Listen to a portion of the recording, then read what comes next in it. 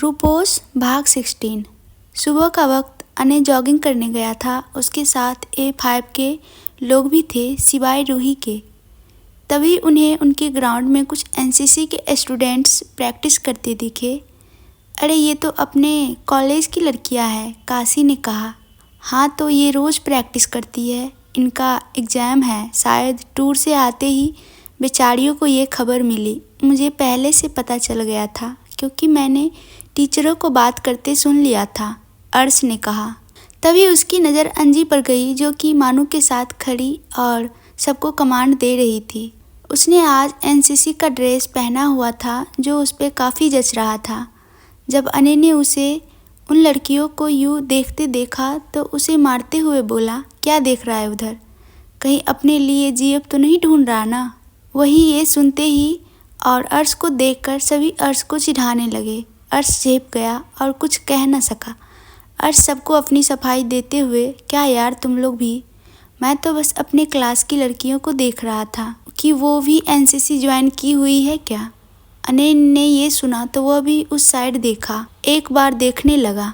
उसकी नज़रें जब मानू को देखा तो उस पर ही टिक गई। मानू सबके एक साथ सोल्जर्स स्टाइल में परेड करा रही थी। चलो यार हमें क्या, अपने एक्सरसाइज पर ध्यान दो वरना सब मोटे हो जाओगे। काशी ने जब अने और अर्श की उन लड़कियों को देखते देखा तो कहा। मगर अने कहाँ अब अपने पे ध्यान देता, उसका ध्यान खींचने वाली जो उसके सामने थी। यार मानू ये ऑफिसर हमें पहले नहीं बता सकते थे क्या कि टूर के बाद एग्ज़ाम में मैं बुक ले जाती? अंजी ने मानू से कहा।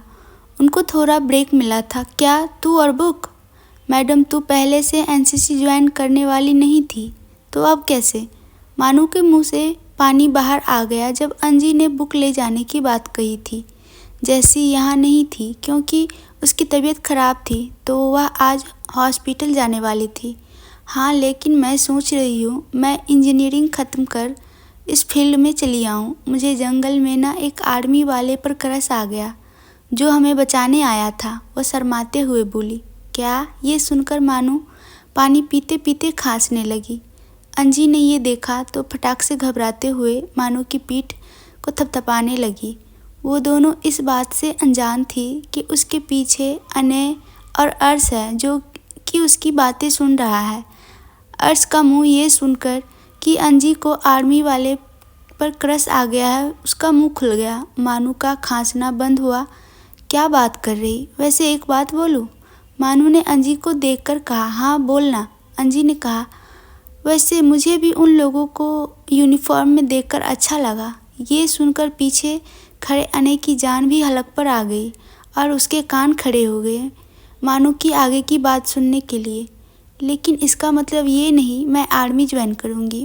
मुझे बचपन से देश के लिए कुछ करने का सपना था, लेकिन फिर बड़ी हुई तो इस लाइन में आ गई। लेकिन बचपन का सपना एक बार फिर से सामने एनसीसी के रूप में आ गया। मैंने ज्वाइन तो कर लिया लेकिन आर्मी ज्वाइन नहीं करूँगी। उसकी पूरी बात सुनकर अने को राहत मिली। उसके बाद फिर से दोनों अपनी प्रैक्टिस करने चले गए और A5 भी एक्सरसाइज करने लगे। दोपहर का समय जैसी हॉस्पिटल में सब टेस्ट करा चुकी थी, रिपोर्ट कुछ दिन में आने वाला था। वो जस्ट हॉस्पिटल से बाहर निकलकर रास्ते में जा रही होती है कि उसे एक कार के नीचे आती बच्ची दिखाई दी। वह फ़ौरन उस बच्ची को जाकर खींच ली, लेकिन इस चक्कर में उस बच्ची को चोट लग गई और वो रोने लगी। तभी एक लड़का वहाँ पर आ गया और बच्ची के पास बैठकर उसे चुप कराने की कोशिश करने लगा। जैसी ने उस लड़की को देखा तो वो अबाक सी रह गई और उठकर जल्दी से वहाँ से चली गई। लेकिन उस लड़के ने जैसी को देख लिया। जैसी यहाँ हॉस्पिटल के सामने क्या कर रही और आज कॉलेज भी नहीं आई थी? इसकी तबीयत अभी भी ठीक नहीं हुई क्या? और ये मुझे देखकर भी कुछ नहीं बोली। यार क्लासमेट हूँ, एक हाय तो बोल ही सकती थी। लेकिन उसे छोड़ पहले ये पता कर ये यहाँ क्या कर रही थी। अम्बू ने अपने मन में कहा। वो लड़का अम्बू ही था। उसने बच्ची को चुप कराकर उसे उसकी मम्मी के पास छोड़ा और अपनी कार लेकर जैसी के पीछे चला गया। अम्बू ने अपनी कार जैसी के ठीक सामने लाकर रोकी। वही ऐसे कार के अचानक रोके जाने से एक पल को जैसी ने घबराकर अपनी आंखें बंद कर ली। अम्बू कार से बाहर आया और उसके हाथों को पकड़कर उसे ज़बरदस्ती अपने कार में बिठा लिया। ये क्या हरकत है? वह हैरानी से बोली, लेकिन अम्बू ने कोई रिएक्शन नहीं दिया और दूसरी साइड आकर दरवाज़ा खोलकर बैठ गया और कार स्टार्ट कर दी। सीट बेल्ट बांधो, उसने जैसी से कहा। कार रोको, तुम ऐसे मुझे कहाँ ले जा रहे हो? जैसी ने अम्बू के चेहरे को देखकर कहा, पर अम्बू ने कोई रिएक्ट नहीं किया। दरअसल अम्बू को जैसी की फिक्र हो रही थी, क्योंकि वो खुद होश में नहीं थी और खुद गाड़ी के सामने आते आते बची थी। उसे गुस्सा भी आया उस पर, इस वजह से उसने जैसी को अपने कार में इस प्रकार बिठा दिया। जैसी समझ गई कि वह उससे बात नहीं करना चाहता, इस वजह से वह भी चुपचाप सीट बेल्ट लगाने की कोशिश करने लगी, लेकिन वो लग ही नहीं रहा था। तो अम्बू ने अपनी कार रोक दी और उसकी तरफ झुककर सीट बेल्ट लगाने लगा। जैसी को समझ नहीं आ रहा था कि उसके दिमाग में चल क्या रहा है, पर उसे इस प्रकार जैसी पर हक जताना उसके मन को गुदगुदी कर गया। चाहती तो थी कोई उम्मीद न लगाए, लेकिन जब वो इंसान जिसे हम खुद से ज़्यादा प्यार करते हैं वो आपके पास हो तो भला कैसे खुद के मन को बांध कर रखे। जैसे भी कुछ न बोल पाई, वैसे भी ये एहसास पाने के लिए ही तो उसका दिल हमेशा बेचैन रहता है।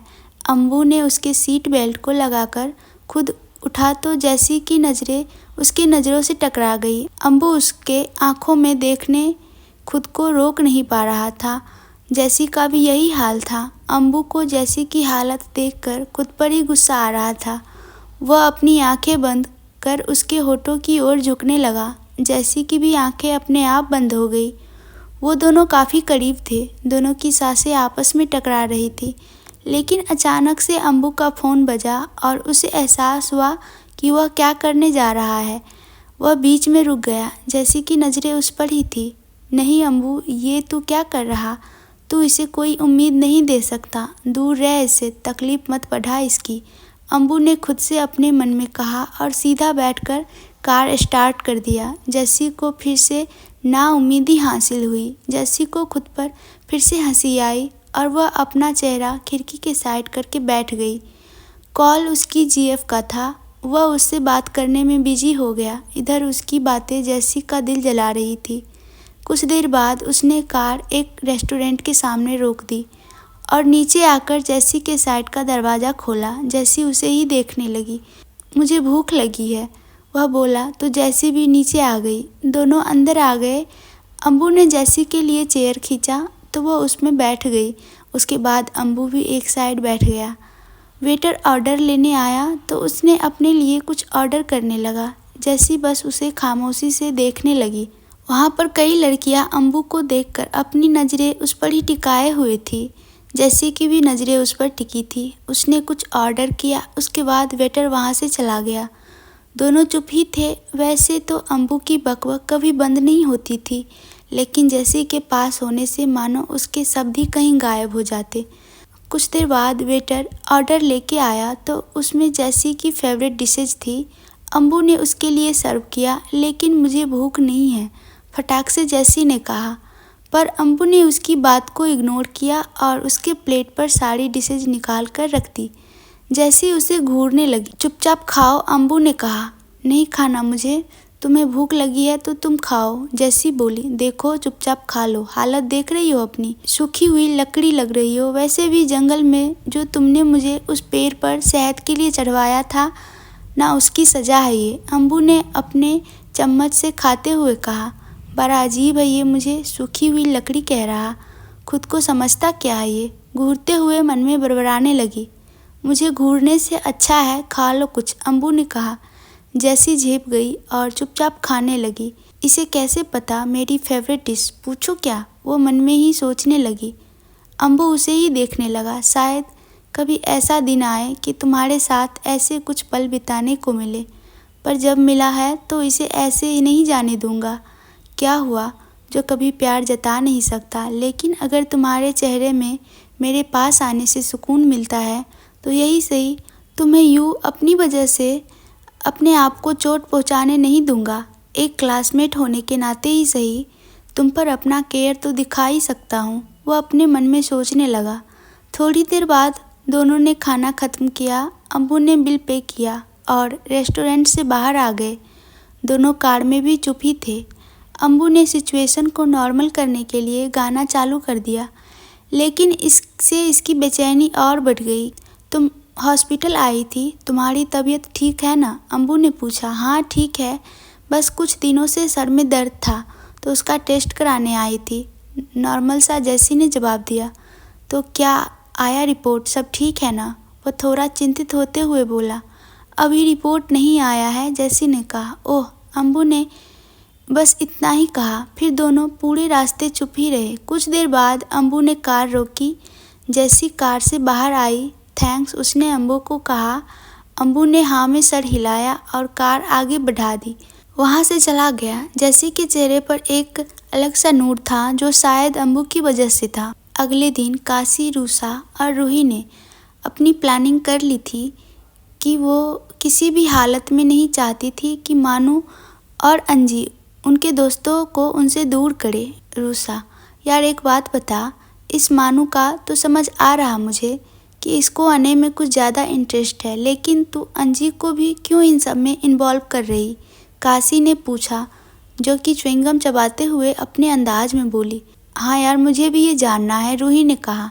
रूसा सीरियस हो गई, क्योंकि मैं बताना ज़रूरी नहीं समझती। रूसा ने कहा, वो सब लोग म्यूजिक रूम में थी। ये लड़की भी ना अपने में ही सोचती है और करती है। उसे ऐसे देखकर काशी ने कहा, मुझे क्या, मैं तो बस यही चाहती हूँ कि A5 के बीच कोई ना आए। मैं अपने दोस्तों को किसी के साथ बांट नहीं सकती, चाहे वो मानू हो या उसकी दोस्त। अपने में बोलकर वह अपने प्लान के बारे में सोचकर खुश हो गई और म्यूजिक का साउंड बढ़ाकर अपने सर को हिलाकर गाने लगी। अने और मानू क्लास में बैठे थे। अर्श आज कॉलेज नहीं आया था।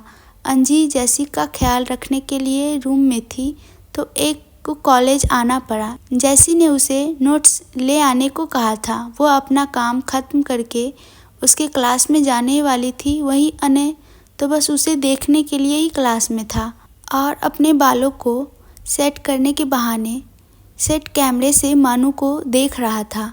मानू चेहरे को वो बारीकी से एब्जॉर्ब कर रहा था। उसकी नज़र उसकी आंखों के नीचे तिल पर गई, जो उसकी आंखों की खूबसूरती और बढ़ा रहा था। वह उसके ख्यालों में गुम हो गया। वह सोचने लगा कि वह उसके पास गया और उसके चेहरे को उठाकर उसके आंखों को किस कर रहा है, लेकिन तभी किसी की हंसने की आवाज़ गूंजी तो वह अपने ख्यालों से बाहर आया। ये क्या तुम्हें अपने चेहरे से इतना प्यार है कि तुम कैमरे को ही किस करने लगे? मानू खिलखिलाकर हंसते हुए बोली। वहीं अने को खुद पर हंसी आ गई। मैं तो हूँ ही इतना स्मार्ट, और तुम अपना दांत दिखाना बंद करो, वह मानू को बोला। मानू उसके ऐसा कहने पर उसे मुंह बनाकर देखने लगी। स्मार्ट हूँ कहकर वहाँ से जाने के लिए मुड़ गई, फिर कुछ सोचकर वापस पलट गई। अच्छा, मुझे तुम्हारी एक हेल्प चाहिए, करोगे? अने को देखते हुए बोली।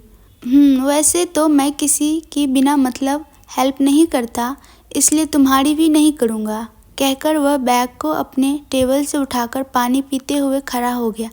ठीक है, तुम्हें कुछ चाहिए क्या? लेकिन ऐसा मेरे पास कुछ भी नहीं है जिसकी ज़रूरत तुम्हें हो। तुम्हारे पास तो सब कुछ है, तो तुम्हें क्या चाहिए मुझसे? मानू उसे देखकर बोली। जो मुझे चाहिए वो तुम्हारे सिवा कोई और नहीं दे सकता, और अनायास आहूजा की सबसे कीमती चीज़ तो सिर्फ तुम ही हो, तो मुझे कुछ देने की तुम्हारे सिवा किसी और की औकात नहीं। वह अपने मन में मानू को देखकर सोचने लगा और बिना कुछ कहे क्लास से बाहर जाने लगा। लेकिन मानू ने उसे जाते देखकर उसका हाथ पकड़ लिया। अने उसके हाथ पकड़ने पर रुक गया। मानू, ठीक है, बोलो क्या चाहिए तुम्हें मुझसे? वो मैं तुम्हें तुम्हारे काम के बाद बताऊंगा, अने ने उसे देखकर कहा। लेकिन उसकी नज़रें अपने हाथ पर थी जिसे मानू ने पकड़ रखा था। मानू, अरे ऐसे कैसे, बिना जाने कि तुम्हें क्या चाहिए मैं कैसे हाँ कह दूँ? मानू ने कहा। मुझ पर विश्वास करो, ऐसा वैसा कुछ नहीं चाहिए। वह उसके पास चेहरे के करीब आते हुए बोला तो मानू जैसे जम सी गई। उसने अने का हाथ छोड़कर अपना चेहरा झुका लिया। एक शर्म की लाली उसके चेहरे पर आ गई। अने उससे दूर हुआ। हाय, शर्माते हुए कितनी क्यूट लगती है ये, वो अपने चेहरे पर हाथ रखकर सोचने लगा। अब बोलो क्या हेल्प चाहिए, उसने मानू से कहा। मानू, वो मुझे तुम्हारे दोस्त अम्बू से उसकी नोटबुक चाहिए। वो क्या है ना, आज जैसी कॉलेज नहीं आई है, उसकी तबीयत खराब है तो। अने ओ ठीक है चलो कहकर वह मानू के साथ जाने लगा। ये पहली बार था जब ऐसे कॉलेज में वो अने के साथ चल रही थी। बाकी स्टूडेंट्स की नज़र भी उन पर गई। लड़कियां मानू को घूरने लगी। मानू को भी अजीब लग रहा था उसके साथ जाना। मानू ने जहाँ अपना चेहरा नीचे किए हुए था वही अने तो एकदम हीरो के जैसा चल रहा था। उसे जब से अपनी फीलिंग का पता चला था तब से मानू के बगल में होना उसे अच्छा लगता था और उसके अंदर गुदगुदी होने लगती थी। अम्बू A5 के साथ था। वहीं बाकी के लोग मानू को अने के साथ आता देखकर गुस्से से आग बबूला हो गई। अने ने मानू की बातों को अम्बू से कहा तो उसने एक बार में ही अपनी नोटबुक दे दी और जैसी के तबीयत के बारे में भी पूछ लिया। वो ठीक है अभी, बस थोड़ा फीवर था सुबह, मानू ने कहा। अम्बू ने फिर कुछ नहीं कहा।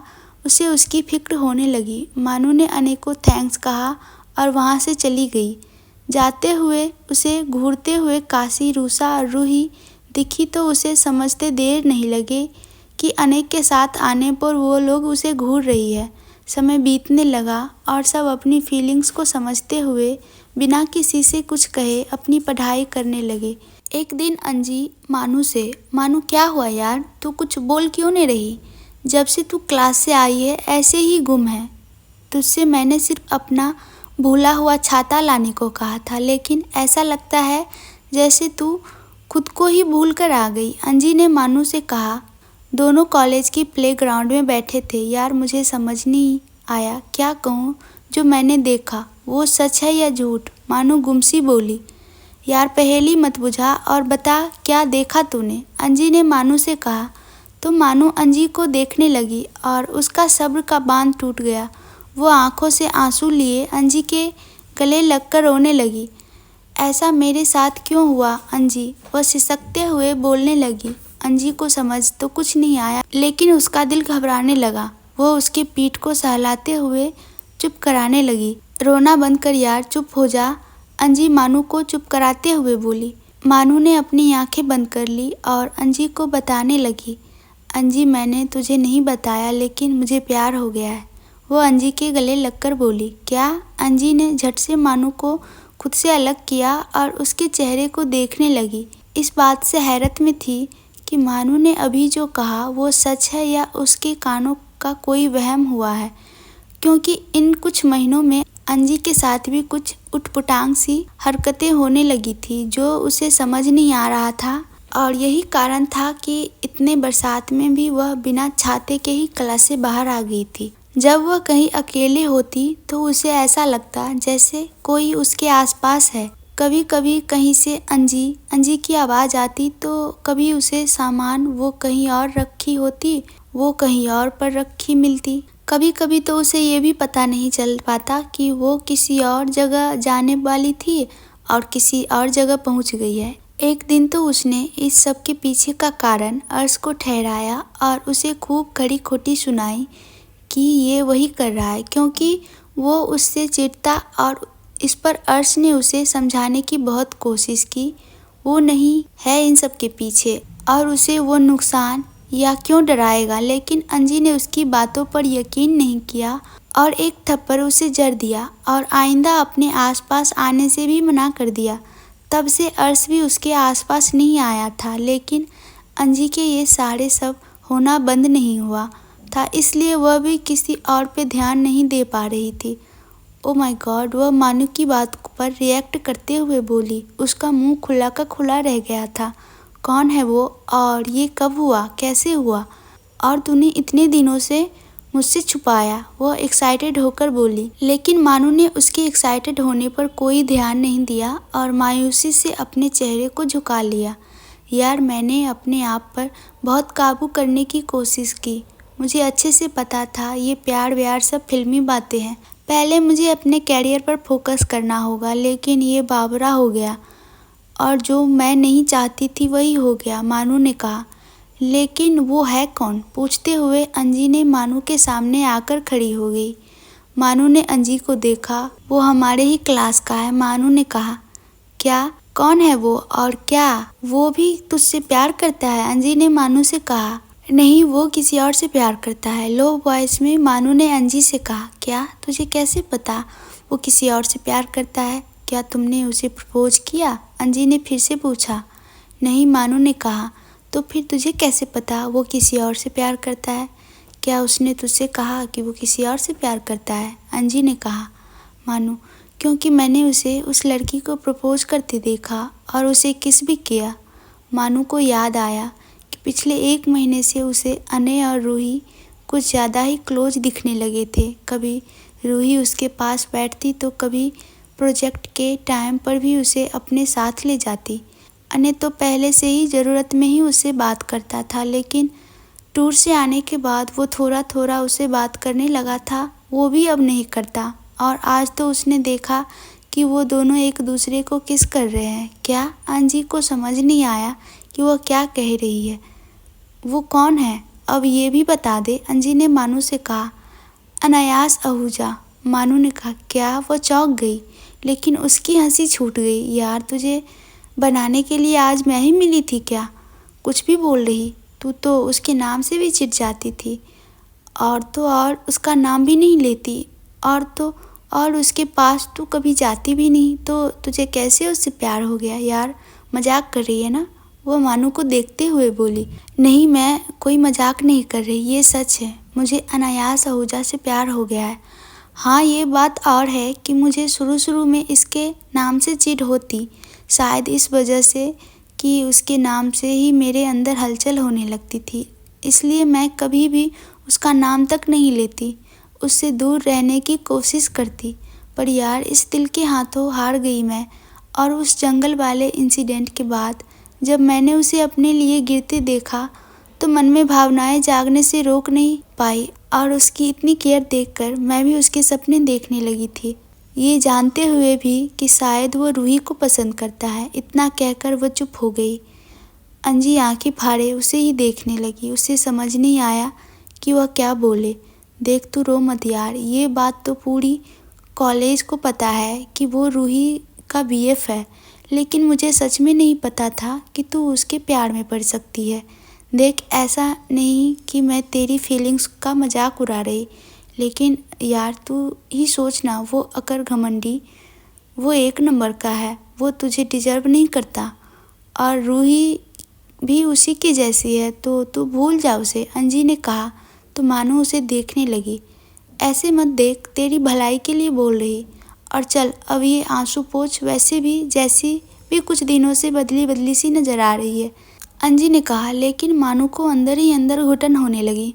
उसके कान में भूल जा शब्द गूंजने लगे और उसकी सांसें अचानक रुकने लगी।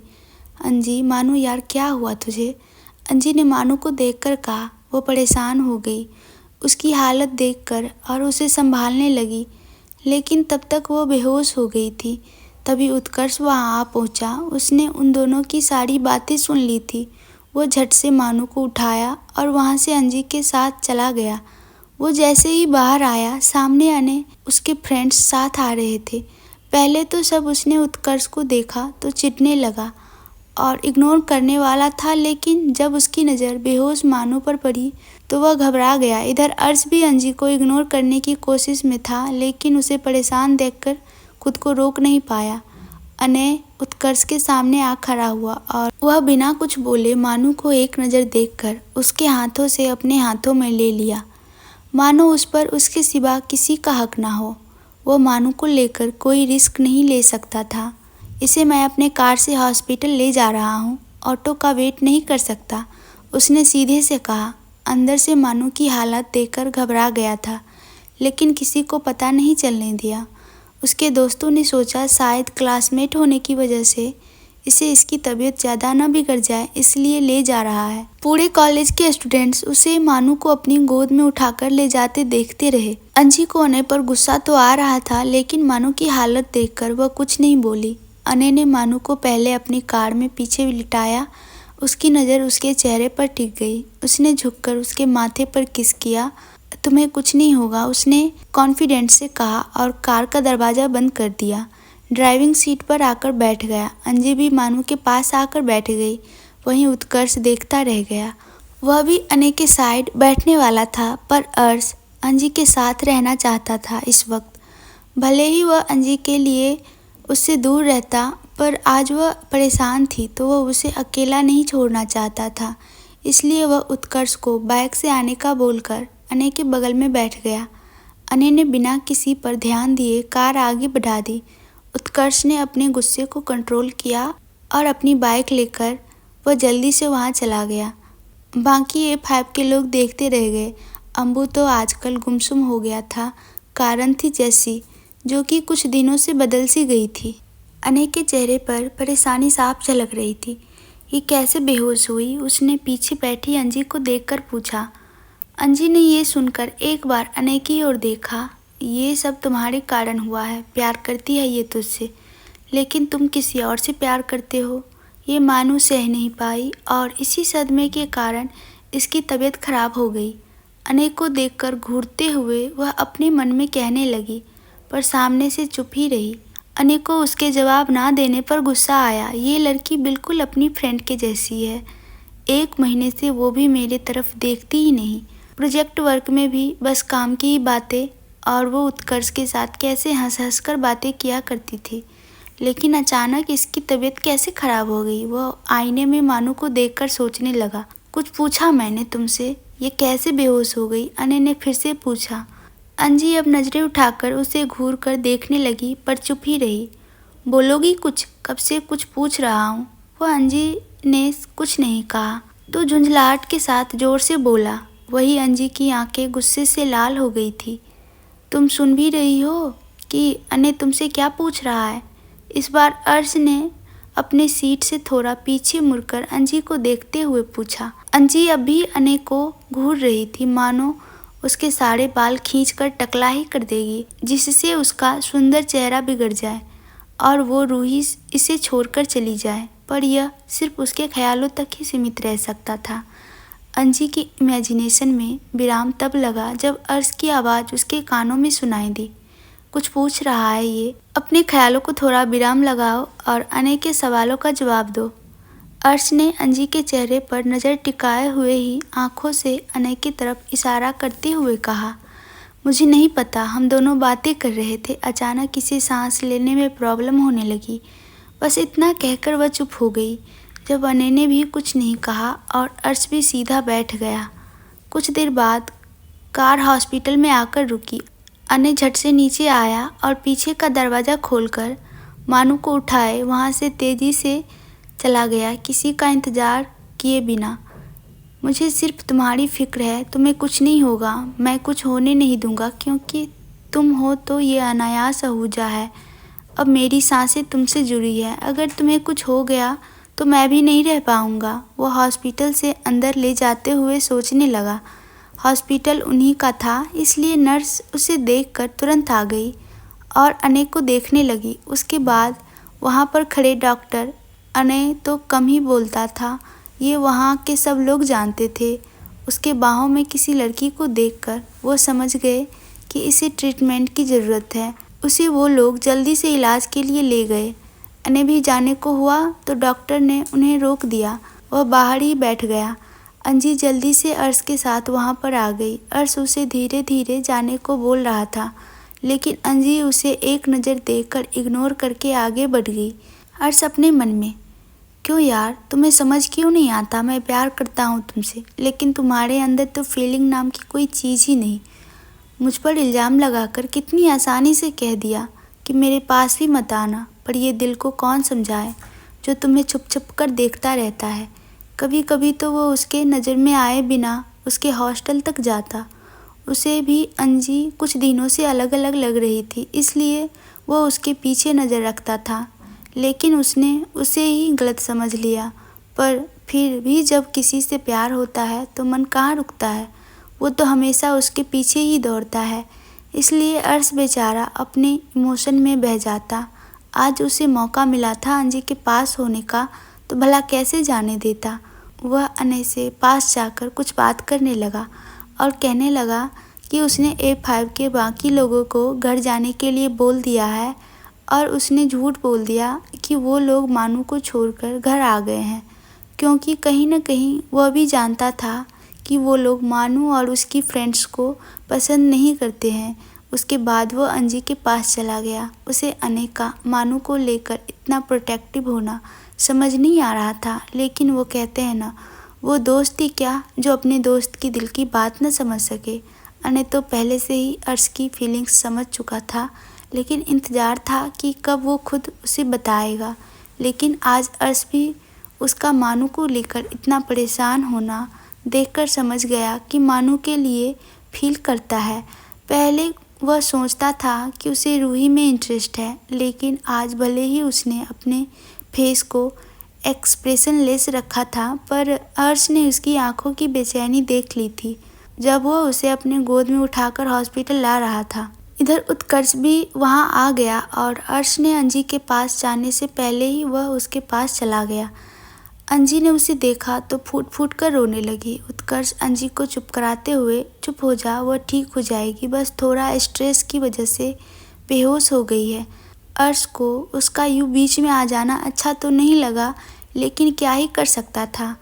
ना तो अंजी उसकी फ्रेंड थी और ना ही उसने कभी अपनी फीलिंग्स बताई थी, तो उसे भी लगा शायद एक फ्रेंड की ज़रूरत है उसे अभी, इसलिए वह वहीं दीवार के पीछे खड़ा होकर उसे देखने लगा।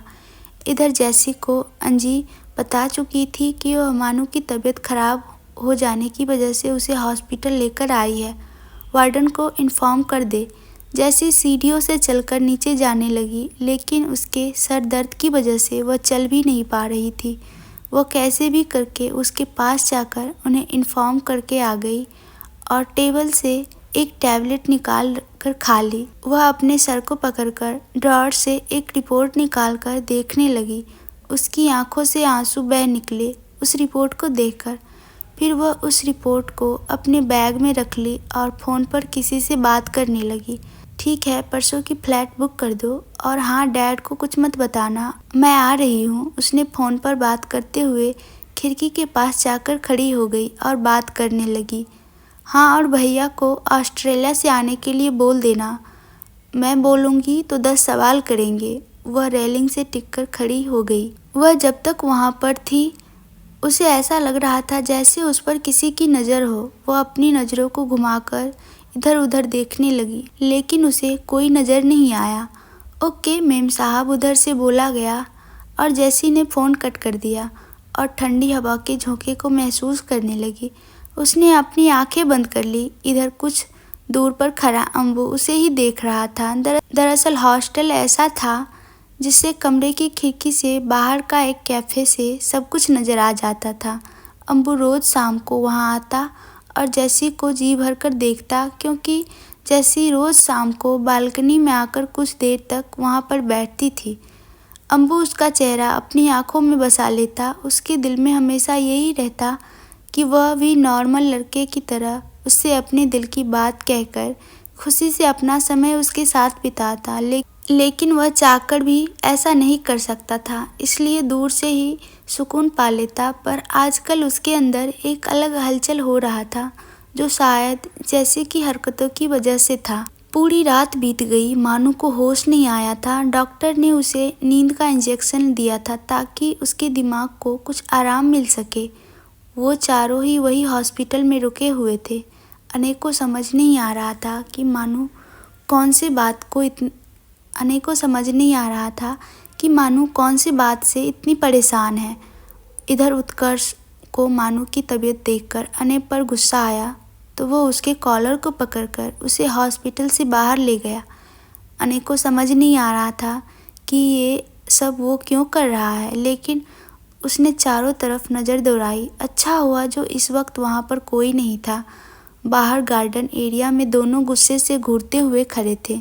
ये सब तुम्हारी वजह से हुआ है, तुम्हारे कारण ही उसकी तबीयत खराब हुई है, रईस जादे कहीं के। उत्कर्ष गुस्से से उसके कॉलर को पकड़कर बोला। अने को समझ नहीं आया कि उसमें उसकी कहाँ से गलती हो गई। दरअसल जब मानू अने को जैसी के साथ देखकर बाहर निकली तो उसके सामने काशी और रूसा आकर खड़ी हो गई। मानू को बहुत बुरा भला कहा, ये सब उत्कर्ष ने देख लिया था। इसी वजह से उसे ज़्यादा सदमा लगा था। ये बात उत्कर्ष सुनकर ही मानू के पीछे आया था।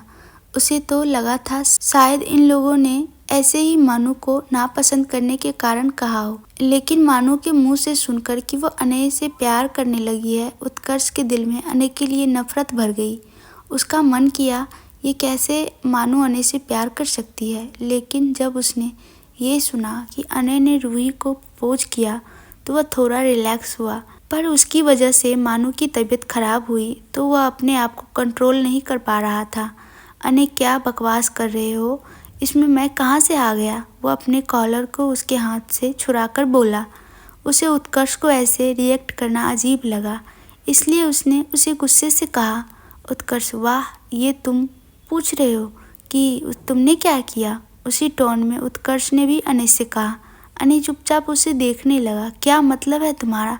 साफ साफ कहो। अनय ने अपने कमर पर हाथ रखकर खड़े होते हुए उत्कर्ष को घूरकर देखते हुए कहा। वहाँ गार्डन पर एक दो लोग थे जो उसे ही देख रहे थे। वाह वाह अनायास आहूजा, क्या नाटक कर रहे हो? ऐसे रिएक्ट कर रहे हो जैसे तुम्हें कुछ पता ही नहीं। तुम्हारी हिम्मत कैसे हुई मानू के साथ ये भद्दा मजाक करने की? वो तेज आवाज में उसके करीब उंगली दिखाकर बोला। अनय के चेहरे के भाव बदल गए। हालांकि उसे समझ नहीं आया कि ये क्या और ऐसे क्यों बोल रहा है, पर उसे कुछ डाउट हुआ कि कुछ ऐसी बात है जिससे मानू को सदमा लगा है और शायद वह उससे जुड़ी है। इसलिए वह थोड़ा सा अपने गुस्से को कंट्रोल किया और थोड़ा सा नॉर्मल होकर बोला, देखो मुझे नहीं पता तुम्हारी प्रॉब्लम क्या है और मुझे क्यों ब्लेम कर रहे हो। मैं हकीकत तो क्या सपने में भी उसे चोट नहीं पहुंचा सकता। इसलिए मुझे क्लियरली बताओ आखिर किस बात से मानू को सदमा लगा, अगर तुम्हें पता है तो। अनय ने सहज होकर अपने अंदाज में कहा। उत्कर्ष सच में कितना अच्छा नाटक कर लेते हो अनायास आहूजा। एक भोली भाली लड़की के दिल के साथ खेलकर कैसे इतना सहज हो सकते हो? उत्कर्ष अपने मन में सोचा, लेकिन बोला कुछ नहीं और अनय को बिना कुछ कहे वहां से जाने लगा। वेट, कहाँ जा रहे हो? जो इल्जाम तुमने मुझ पर लगाया उसे बता कर जाओ। अनय ने उसे पीछे से आवाज लगाई। उत्कर्ष रुका, हल्का सा अपना गर्दन घुमाकर उसकी तरफ देखा, लेकिन उसको कुछ न बोला और तेज कदमों से वहां से चला गया। अनय, ये इन दोनों को आखिर हुआ क्या? वो अंजी भी अजीब से मुझे घूर रही थी और ये भी मुझ पर ही इल्जाम लगाकर चला गया। मैंने तो अब तक अपनी फीलिंग्स किसी को बताई भी नहीं, तो फिर ऐसी कौन सी बात है जिसने मेरी मानसिका को दर्द पहुंचाया? वह वहीं पर अपने सर पर हाथ रखकर सोचने लगा। उसे भी मानू को ऐसे देखकर बहुत ज़्यादा दर्द हो रहा था। वो एक छोटी सी भी चोट उसे देना नहीं चाहता था, पर और हर तरीके से उसे प्रोटेक्ट कर रहा था। भले ही आजकल रूही की कुछ प्रॉब्लम की वजह से उस पर कम ध्यान दे पा रहा था, इसलिए उसे अब अपने आप पर गुस्सा आने लगा। अनय खुद से, ये भले से कुछ भी बोले, पर कहीं न कहीं 1 महीने से मैंने तुम पर ज़्यादा ध्यान नहीं दिया और उसका नतीजा सामने है। कहते हुए अनय की आंखें नम हो गई और वो घुटनों के बल बैठ गया। हॉस्पिटल के अंदर अर्श ने अंजी को अकेले देखा तो वह हिम्मत जुटाकर उसके पास चला गया और उसके बगल में बैठ गया। अंजी कुछ देर तक अर्श को देखती रही। अर्श, अंजी ये कॉफ़ी पी लो। उसने अपने हाथों में कॉफ़ी का कप पकड़ा हुआ था जो उसने अंजी के लिए लाया था। वह जानता था उसे भूख लगी होगी, इसलिए थोड़ा हिचकते हुए बोला, क्योंकि एक डर भी था कि पता नहीं वो कैसे रिएक्ट करेगी, पर उसे ऐसे भूखा भी तो नहीं देख सकता था। अंजी ने उसकी तरफ पलटकर देखा और कुछ देर तक देखती रही। वह पीना तो नहीं चाहती थी, पर उसकी तबीयत भी भूखे पेट रहने से खराब हो जाती थी, इसलिए वह कॉफ़ी का कप लेकर पीने लगी। अंजी, तुम दोनों को अब चले जाना चाहिए, रात काफ़ी हो गई है और उत्कर्ष यहाँ पर रुके हुए हैं। वह धीरे से बोली। उसकी नज़र फर्श पर थी। अर्श ने उसे ऐसे देखा तो एक टीस सी उसके अंदर उठी। वह हर वक्त हंसती मुस्कुराती रहती थी, लेकिन उसे आज ऐसे खामोश देखना कहीं न कहीं अर्श का हृदय कचोट रहा था। अर्श, तुम्हें इसकी टेंशन लेने की ज़रूरत नहीं, हम यहीं पर रुक रहे हैं, तुम चलो, चलकर कुछ खा लो। वह अंजी को देखते हुए बोला। अंजी ने अपना चेहरा ऊपर किया और कुछ देर उसे देखने लगी। अचानक उसने अर्श को गले लगा लिया और रोने लगी। अंजी रोते हुए, बहुत तकलीफ हो रही है उसे ऐसे देखकर। वह कभी अपने दिल की बात किसी को कहती नहीं, लेकिन मुझसे कहा और मैंने क्या किया, उसकी फीलिंग्स को समझ नहीं पाया। मुझे उस वक्त वो सब नहीं कहना चाहिए था, पर मुझे कहाँ से पता होता ऐसी सिचुएशन का क्या बोलना चाहिए था। मैंने कभी कुछ वैसा फील ही नहीं किया। तो कहते हुए अर्श के गले लगकर रोने लगी। अर्श उसके ऐसे अचानक गले लगने से जम गया। उसे ऐसी कोई उम्मीद नहीं थी और ना ही इन सब के लिए वो तैयार था। उसे ये समझ नहीं आ रहा था कि वह किस बारे में बात कर रही है, पर उसे ये ज़रूर अंदेशा हो गया था कि मानू ने उससे कुछ कहा होगा और अंजी उसे समझ नहीं पाई होगी और कुछ उल्टा ही बोल दिया होगा। अर्श चुप हो जाओ। वो अपने हाथों को पहले उसके पीठ पर रखने वाला था, लेकिन उसके हाथ रुक गए और उसने अपने हाथ उसके सर के पीछे रखकर सहलाते हुए कहा। कुछ देर बाद अंजी अर्श से अलग हो गई और सॉरी वो अपने इमोशन, कुछ कहने की ज़रूरत नहीं। समझ सकता हूँ कि किसी की ज़िंदगी में एक फ्रेंड की क्या अहमियत होती है, लेकिन यूँ भूखी रहकर तुम अपना भी तबीयत खराब मत करो। चलो कुछ खा लो। वह उसका हाथ पकड़कर खड़ा हुआ। अंजी ने उसे देखा, अर्श ने भी उसे देखा। अंजी की नज़रें अपने हाथों पर गई, जिसको पूरे हक के साथ अर्श ने थामा हुआ था। वह भी बिना कुछ बोले खड़ी हो गई। चलो कहकर अर्श के साथ आगे बढ़ गई। अने हॉस्पिटल के अंदर आया। आज उसने भी शाम से कुछ नहीं खाया था। अर्श ने उसे फ़ोन किया तो उसने मना कर दिया, उसे बिल्कुल भी भूख नहीं है। सच ही तो कहा था उसने, जब उसका प्यार इस हाल में हॉस्पिटल में हो तो भला अन्न का एक दाना भी उसके पेट के नीचे कैसे उतरता। लेकिन कहते हैं ना, सारे रिश्ते एक तरफ और दोस्ती एक तरफ। अर्श ने एक लड़के के हाथों उसके लिए डिनर भिजवा दिया और उसे खाने के लिए कहा। उसने मैसेज उसके मोबाइल पर सेंड कर दिया कि अगर वह नहीं खाएगा तो मैं भी नहीं खाऊंगा। अने ने भी अर्श को झूठा मैसेज सेंड कर दिया कि वह खाना खा लिया है। अने ने एक नज़र मानू के कमरे की तरफ देखा तो वह बेड पर सोई हुई थी। वह कुछ सोचकर अंदर जाने को हुआ कि उत्कर्ष ने उसका हाथ दरवाजे तक पहुंचने से पहले ही रोक दिया। अने ने उसे देखा तो उसके जबड़े कस गए। अने, मेरा हाथ छोड़ो। अने ने घूरते हुए उत्कर्ष से कहा। उत्कर्ष नहीं, तुम उसके पास नहीं जा सकते। और उसका हाथ दरवाजे से हटाते हुए बोला, और कौन रोकेगा मुझे, तुम। अने ने अपना हाथ उसकी पकड़ से झटकते हुए कहा, हाँ मैं रोकूंगा तुम्हें। उत्कर्ष ने भी दरवाजे के सामने आकर कहा। अने ने अपनी आंखें सिकुड़ कर उसे देखा। ऐसे क्या देख रहे हो तुम, जैसे रईस लोगों को मामूली सी क्लासमेट के लिए ऐसे पूरी रात हॉस्पिटल में होना शोभा नहीं देता। एक रहस्यमयी मुस्कान के साथ टोंट मारते हुए उत्कर्ष ने कहा। ये सुनकर अने को अंदर से बहुत तेज गुस्सा आया। उसने उत्कर्ष के कॉलर को पकड़कर साइड करते हुए कहा, मेरे लिए कौन मामूली है और कौन अहम है, ये जज करने वाले तुम होते कौन हो। भले ही वो तुम्हारे लिए मामूली हो, पर मेरे लिए, कहकर उसने अपनी बात अधूरी छोड़ दी। वो मेरे लिए इस दुनिया में सबसे ज़्यादा कीमती चीज़ है, अने अपने मन में बोला। वहीं उत्कर्ष की नज़रें बराबर अने के चेहरे पर टिकी हुई थी। मेरे लिए हर इंसान का खुद एक अलग वजूद है और वो अपने आप में ख़ास है, इसलिए कोई मामूली नहीं है, पर शायद वो तुम्हारे लिए होगी, तभी तो तुमने ऐसा कहा, अने ने कहा।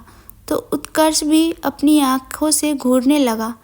अने ने उसके घूरने पर एक तीखी नज़र से देखा और उसे दूर धकेलकर दरवाजे के पास आकर अलग कर दिया और दरवाज़ा खोलकर अंदर चला गया। उत्कर्ष को संभलने का मौका नहीं मिला तो वो वहीं पर गिर गया। उसका चेहरा गुस्से से लाल हो गया। उत्कर्ष, अनायास आहूजा, यह तुमने अच्छा नहीं किया। आज से तुम्हारी और मेरी दुश्मनी की शुरुआत होती है। उसकी आंखें एकदम से लाल हो गई।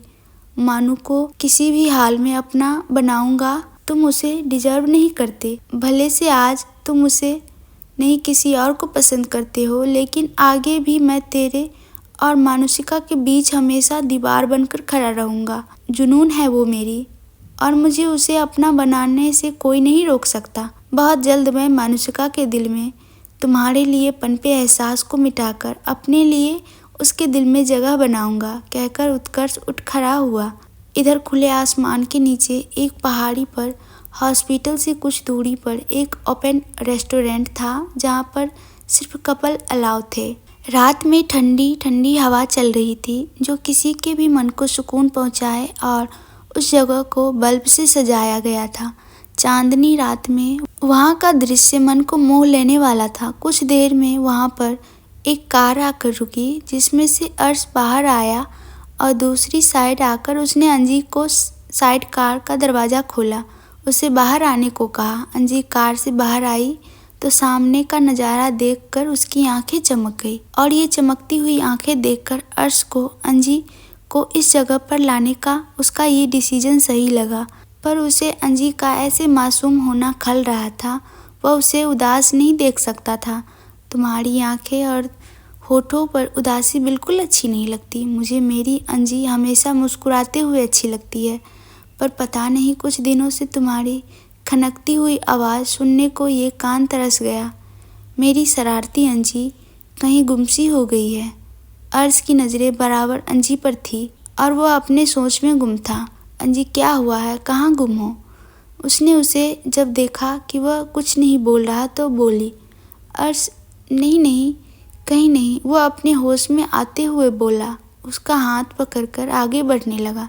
उसने एक कोने वाली टेबल पर अंजी को ले गया। यह जगह थोड़ी शांत थी और इस जगह से शहर का आधा हिस्सा दिखाई दे रहा था जो कि रात में जगमगाती रोशनी से भरा हुआ था। क्योंकि अंजी को इस शहर में रहते हुए 3 साल होने को आए थे, पर हॉस्टल के रूल के हिसाब से उनका सिटी से बाहर जाना अलाउ नहीं था। वो लोग जब भी किसी की तबीयत खराब होती तो अक्सर पास के हॉस्पिटल में ही जाया करते, लेकिन अनेक को अपने हॉस्पिटल के डॉक्टरों पर पूरा भरोसा था।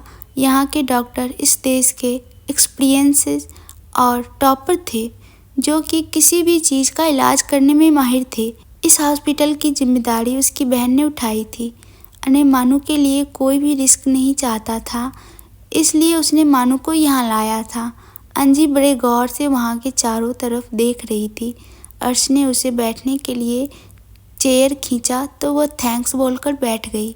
कुछ देर बाद वेटर वहाँ पर ऑर्डर रखकर चला गया। अंजी ने चम्मच उठाया और खाने लगी। भूख तो उसे जोर की लग रही थी।